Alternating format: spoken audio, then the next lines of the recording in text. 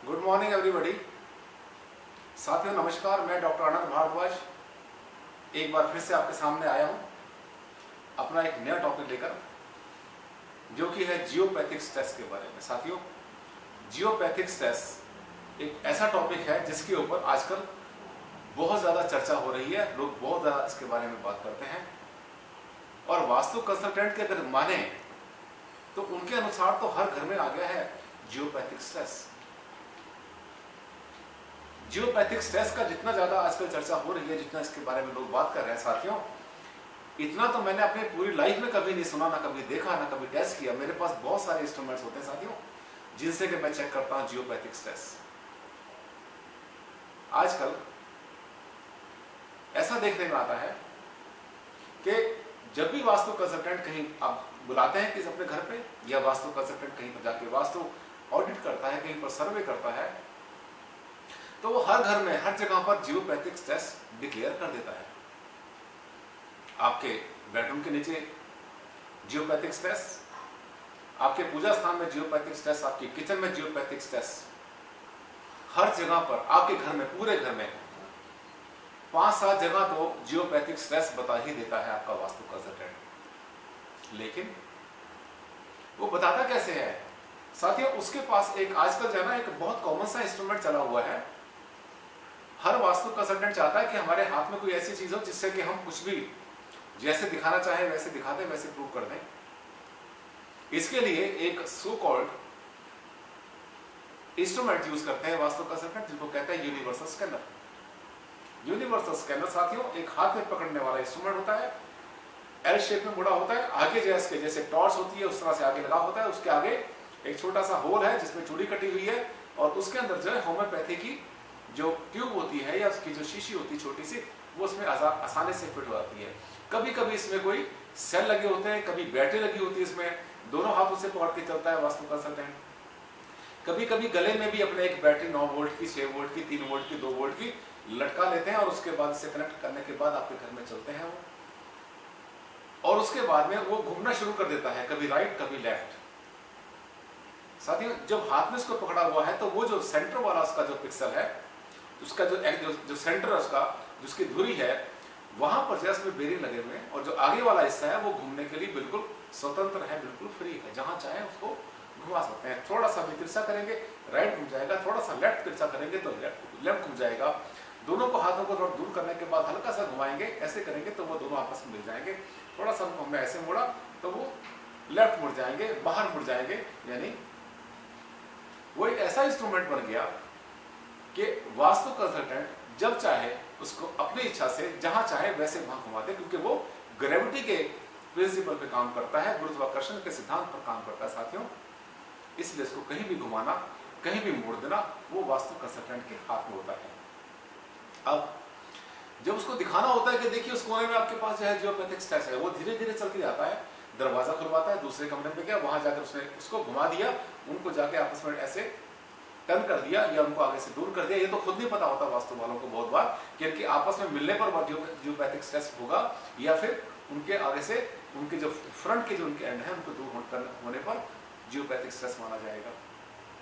लेकिन दोनों कंडीशंस में वहां पर जियोपैथिक स्ट्रेस बता दिया जाता है। उसके बाद में कंसल्टेंट दूसरी जगह जाता है, वहां उनके पूजा स्थान में कहीं किसी के पहुंच गया, जाने के बाद उसे घुमा के वहां पे कर दिया, देखो यहाँ पर जियोपैथिक स्ट्रेस है। उसके बाद कहीं और चले गए, जहां जहां जा रहे हैं, कपड़े की अलमारी में भी जियोपैथिक स्ट्रेस, बच्चों की स्टडी के टेबल के नीचे भी स्ट्रेस, जहां पर कोई शो पीस रखा हुआ उसके नीचे भी जियोपैथिक स्ट्रेस। साथियों जब 3-4 जगह, 5 जगह, 7 जगह पर जियोपैथिक स्ट्रेस आपके घर में डिक्लेयर कर दिया जाता है, तो आपको लगता है उससे डर, क्योंकि इस शब्द का नाम ही बड़ा अजीब सा है, जियोपैथिक स्ट्रेस। यानी कोई ऐसा दबाव, ऐसा जबरदस्त दबाव जो कि कहीं से निकल के आ रहा है और आपकी जिंदगी को खराब कर रहा है। ऐसा पहले नहीं हुआ करता था। इंस्ट्रूमेंट्स तो बहुत पहले से, मेरे पास तो बहुत तरह के इंस्ट्रूमेंट्स हैं। जब तक कि हर इंस्ट्रूमेंट को हम अर्थ से चेक नहीं करते, जब तक कि आसपास की एनर्जी चेक नहीं करते, जब तक कॉस्मिक चेक नहीं करते, तब तक वहां की एनर्जी लेवल पता नहीं चलता। साथियों जियोपैथिक स्ट्रेस होता क्या है, अगर आप ये जान लेंगे तो आपको काफी इसके बारे में जो भ्रम है, ये जो भ्रम फैलाया जा रहा है, उससे आपको काफी हद तक स्पष्टीकरण मिल जाएगा, क्लैरिटी मिल जाएगी आपको। सन 1952 में अर्नेस्ट शूमैन एक जर्मन साइंटिस्ट था जिसने कि इसके बारे में सबसे पहले चर्चा की थी, उसने इसके बारे में कोई खोज की थी और उसने ये बताया था कि हमारी जो अर्थ है, हमारी जो भूमि है, वो 7.83 हर्ट्ज की इलेक्ट्रोमैग्नेटिक रेडिएशन के ऊपर या उसकी फ्रीक्वेंसी के ऊपर ये वाइब्रेट करती है। 7.83 हर्ट्ज की फ्रीक्वेंसी पर हमारी अर्थ वाइब्रेट करती है और जब भी ये वाइब्रेशन लेवल घटेगा या बढ़ेगा तो वहां पर कुछ ना कुछ डिस्टरबेंस पैदा हो जाएगी। अब ये घटता बढ़ता कैसे है? जब जमीन से नीचे से कोई भी इलेक्ट्रोमैग्नेटिक रेडिएशन किसी भी फ्रीक्वेंसी का जब नीचे से निकलकर ऊपर जा रहा है बहुत गहराई से, तो ऊपर जाने के रास्ते में 2.5 किलोमीटर नीचे से शुरू होने के बाद में उसके रास्ते में कई तरह की अड़चन आ सकती हैं। जैसे कोई वाटर की कोई ना कोई लेयर उसके बीच में आ गई, कोई स्ट्रेटा बीच में आ गया, कोई चैनल बीच में आ गया पानी का, या कोई स्टोन बीच में आ गया, कोई रॉक बीच में आ गई उसके, या कोई हॉलो स्ट्रक्चर ऐसे बीच में आ गई, या कहीं कहीं पर एक्यूमुलेशन ऑफ बहुत सारे ऐसे होते हैं जो खनिज होते हैं, इसको बोलते हैं हम लोग मिनरल्स। बहुत सारे मिनरल्स होते हैं, बहुत सारे सॉल्ट होते हैं जो कि कहीं पर एक्यूमुलेट कर जाते हैं। जब भी ऐसी कोई एबनॉर्मल स्ट्रक्चर या एबनॉर्मल चीज इलेक्ट्रोमैग्नेटिक वाइब्रेशंस के रास्ते में आती हैं तो वो क्या करती हैं कि उसके रास्ते को बदल देती हैं, उनको राइट या लेफ्ट डाइवर्ट कर देती हैं। अब जब राइट उन्होंने डाइवर्ट किया या लेफ्ट डाइवर्ट किया तो इसका मतलब वहां से निकलने वाला जो इलेक्ट्रोमैग्नेटिक जो वाइब्रेशंस हैं आपके अपने, वहां पर आके वीक पड़ गए। वीक पड़ने के बाद जिस साइड में वो डाइवर्ट हुए, जिधर मुड़ गए, वहां का अपना ईएमआर प्लस जो डाइवर्ट हुआ वो वाला ईएमआर, वो होने के बाद बहुत ज्यादा हाई फ्रीक्वेंसी वहां पर पैदा कर देता है इलेक्ट्रोमैग्नेटिक वाइब्रेशंस की। उस फ्रीक्वेंसी को जो है बहुत ज्यादा डिस्टर्ब करता है। अब जब उस वेव के ऊपर जब भी कोई बैठेगा, सोएगा, आराम करेगा तो वहां पर उसको बेचैनी होगी, हेल्थ प्रॉब्लम हो सकती है साथियों, नींद की प्रॉब्लम हो सकती है, वहां पर बुरे बुरे सपना आना, कंफर्ट ना मिलना, बेचैनी रहना, अच्छी नींद ना आना, सुबह को थके थके उठना, ये सब के सब जो है सिम्टम्स होते हैं जियोपैथिक स्ट्रेस के। और ये होता है इसका कारण। इसका मतलब आप ये समझ गए कि कोई ऐसा स्ट्रेस है, कोई ऐसे वाइब्रेशंस हैं जो कि जमीन के नीचे से निकलती हैं और ऊपर जाती हैं। जब जमीन के नीचे से निकलती हैं और ऊपर जाती है ऐसे वाइब्रेशन, तो फिर वो जियोपैथिक स्ट्रेस कोई भी आदमी ऐसे कैसे चेक कर लेगा कि जब मेरा मुंह किसी दीवार की तरफ है या किसी अलमारी की तरफ है और मैं इंस्ट्रूमेंट से वहां दिखा रहा हूं कि यहाँ पर जियोपैथिक स्ट्रेस है, तो इसका मतलब मैं जियोपैथिक स्ट्रेस दिखा रहा हूं उस अलमारी के अंदर या दिखा रहा हूं उस दीवार के अंदर। यानी जमीन से जो नीचे से आने वाले वाइब्रेशंस है, मुझे उसके बारे में मैं बात ही नहीं कर रहा हूं। ठीक है, सुन लिया कहीं से जियोपैथिक स्ट्रेस। अब डराना है क्लाइंट्स को, डराने के लिए राइट लेफ्ट करते जाते हैं। हर घर में जियोपैथिक स्ट्रेस साथियों डिक्लेयर हो रहा है। लेकिन मैंने ऐसा पाया है अपने 40 साल के अनुभव में कि जब भी किसी घर में जाते हैं, बहुत से घरों में जाते हैं, शॉप्स में जाते हैं, ऑफिस में जाते हैं, जियोपैथिक स्ट्रेस नहीं होता ये नहीं कह रहा हूं, होता है, जियोपैथिक स्ट्रेस होता है साथियों, लेकिन इतना नहीं होता जितना बताया जा रहा है। अगर मैं 100 घरों का वास्तु सर्वे करता हूं, ऑडिट करता हूं, तो उनमें से मुझे 5 या 7 या 10 घरों के अंदर जियोपैथिक स्ट्रेस मिलता है, एक एवरेज, दुकान में भी, ऑफिस में भी, इंडस्ट्री में भी। लेकिन आपको ये बता दें कि वो जो जियोपैथिक स्ट्रेस होता है उसमें से हार्डली 1% जगह पर थोड़ा सा सीरियस कैटेगरी का जियोपैथिक स्ट्रेस होता है। बाकी ये मान के चले कि जो 9% चला गया, जो बाकी रह गया, वो कोई ऐसा सीरियस नहीं होता। किसी भी जियोपैथिक स्ट्रेस की जो सीरियसनेस होती है वो डिपेंड करता है कि उसकी कैटेगरी क्या है, उसकी इंटेंसिटी क्या है, कितनी हाइट से जा रहा है, कितना शैलो है, कितना डीप है। जो बहुत डीप होते हैं जियोपैथिक स्ट्रेस साथियों, वो कोई आपके ऊपर असर नहीं करते। यदि ऐसे हर घर के अंदर हम जियोपैथिक स्ट्रेस बता देंगे तो फिर तो रहना मुश्किल पड़ जाएगा। क्यों? क्योंकि मैंने देखा कि मैं अगर 100 मकान का अगर सर्वे करता हूं, वास्तु ऑडिट करता हूं, उसमें से एक जगह मिलता है मुझे जिसके बारे में मुझे सोचना पड़ता है कि रियली ये जियोपैथिक स्ट्रेस है और इससे मुझे अपने क्लाइंट को बचाना है।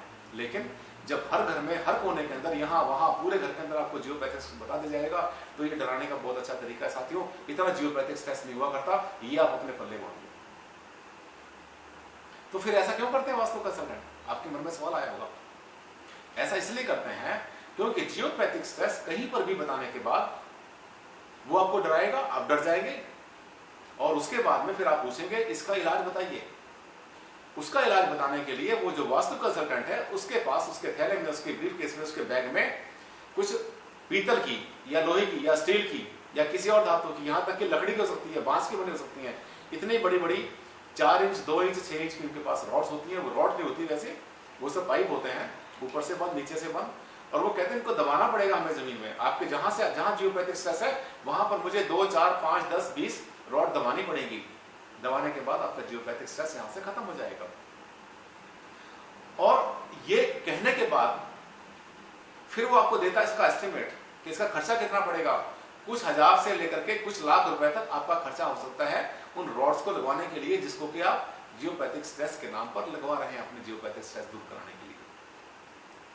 क्या ये वास्तव में काम करती है टेक्नोलॉजी? क्या ये जो मेथड है ये रेमेडी या क्योर काम करता है या नहीं करता? इसको इमीडिएटली प्रूव करने के लिए वास्तु कंसल्टेंट आपको कहता है कि देखिए यहां मैंने आपसे कहा था जियोपैथिक स्ट्रेस है, यहां पर आके मेरा जो इंस्ट्रूमेंट है वो आपस में ऐसे बंद हो गया था।